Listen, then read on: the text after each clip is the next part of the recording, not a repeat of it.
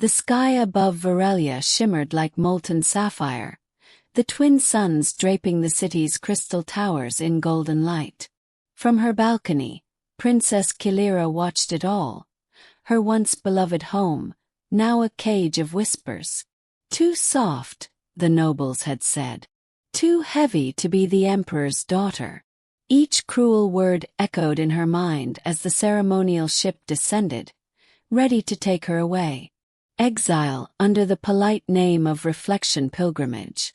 Her father, Emperor Roden, had decreed it himself after the council murmured about her unsuitability to inherit the throne. She had been strong once, trained in diplomacy, fluent in 8 planetary tongues, and able to strategize like a seasoned general.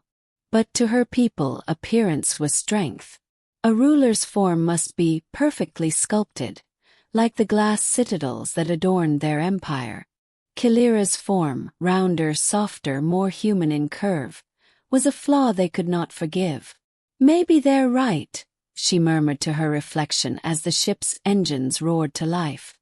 Her hand brushed her stomach, the silver fabric of her gown glinting under the suns. "Maybe I'm too much." The ship left Varelia's atmosphere, cutting through the void. Destination Terra 9, an outpost world near the Milky Way's edge.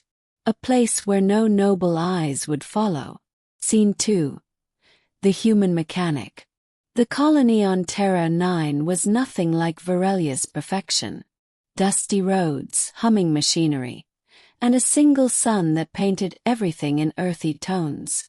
Kaelira arrived under a false name, K, a trader seeking refuge.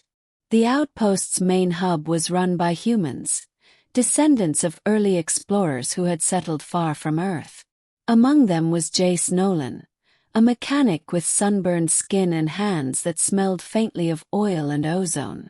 Their first meeting wasn't graceful. She'd crashed one of her drones into his workshop wall. "What in the black void was that?" Jace shouted, stepping out with a wrench in hand. His blue eyes met hers, widened at the sight of her alien markings, faint glowing lines that shimmered across her cheeks like silver constellations. "I was testing flight calibration," she said quickly, brushing off dust. "Apparently. It failed." Jace chuckled. "Yeah, I noticed." He wiped his hands and extended one. "Name's Jace. You owe me a wall." That was how it began, a strange friendship forged over bent metal and stubborn machines. Days passed. Kaelira spent mornings helping him repair shuttles, afternoons wandering the canyon plains, and nights staring at the stars that looked almost like those over Varelia. Humans didn't care about her weight or her body, or the way she filled her flight suit. Jace certainly didn't. When she bent beside him to reach for tools, he didn't flinch or sneer. He just passed them wordlessly, sometimes grinning when she accidentally smudged engine grease across her face. "Back home," she told him one evening, "I was exiled for not being perfect enough." Jace looked up from the engine he was tuning. "Perfect according to who?" "To everyone," she replied softly. "Then maybe everyone's wrong." The simplicity of his words broke something inside her. Scene 3, Fire and Truth. 2 months later, trouble arrived. A Varelian cruiser, sleek and ominous, descended over Terra 9's sky. Kaelira froze. The imperial sigil glowed on its hull. Her father's crest. The commander who disembarked was her cousin, Lord Theron, a thin, sharp-faced man whose contempt was sharper still. "Kaelira of House Roden," he announced coldly. "Your exile is over. The Emperor has fallen ill. The Council commands your return." Her heart leapt. Then, "I'm to succeed him."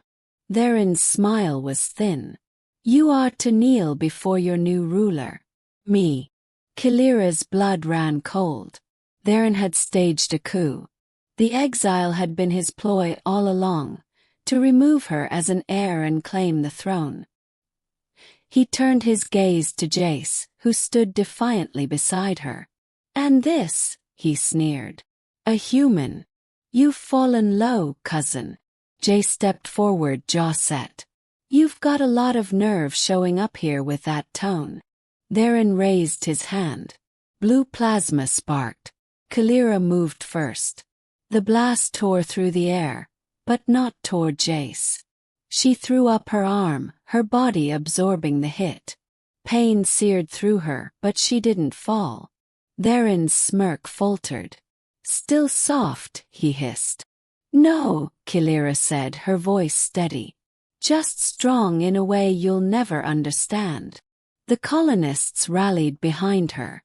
Even Jace, wielding a plasma wrench like a weapon, fought by her side as they drove the cruiser back into orbit. When the smoke cleared, Kaelira stood tall, scorched and trembling, but victorious. Scene 4. Worth beyond measure.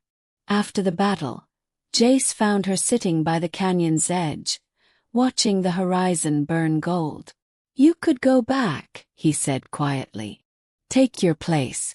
Rule them." Kaelira smiled faintly. "And become what they expect." "Well, I found something better here." Jace tilted his head. "Yeah. What's that?" She turned to him, eyes shining. "A world where I don't have to be less to be worthy." For a moment, silence lingered between them, heavy with the weight of everything unsaid. Then Jace reached out, brushing a strand of silver hair from her face. "They were blind," he murmured. "You're everything they should have wanted in a ruler. And you," she said softly, "are everything I didn't know I needed." The twin suns of Terra 9 dipped below the horizon, painting the world in twilight hues. Kaelira leaned into him, the hum of distant engines blending with the quiet rhythm of two hearts learning to beat in harmony. In exile, the Emperor's daughter had found what no crown could give her: a sense of worth, place to belong, and a love that saw her not as she should be, but exactly as she was. The sun dipped lower behind the jagged cliffs of Terra 9, washing the world in hues of amber and rose. Smoke from the battle still curled faintly in the distance, but peace had returned to the dusty air. Kaelira stood at the edge of the canyon, her reflection trembling in the pools below. No longer the exiled princess who'd once wept for her flaws, but a woman who had fought for herself and won. Jace walked up beside her, his hands still streaked with engine oil and ash. "You know," he said quietly, "when I first saw you crash that drone into my wall, I figured you were trouble." She smiled, a soft laugh escaping her lips. "And now," he said, looking at her with a warmth that made her chest ache, "I think you're the best kind of trouble there is." Kaelira turned her gaze to the horizon, where the suns kissed the earth. "My people will rebuild. Perhaps one day they'll learn strength isn't measured by bone or shape, but by heart."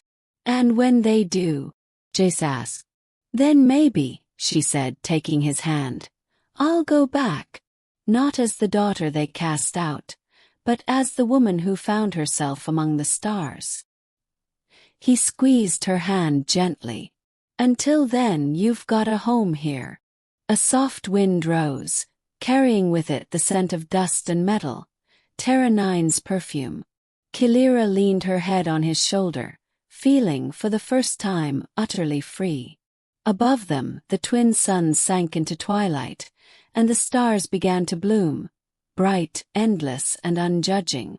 In their light, the alien princess who was once exiled for her weight had finally discovered what it meant to be seen, to be loved, and to truly belong.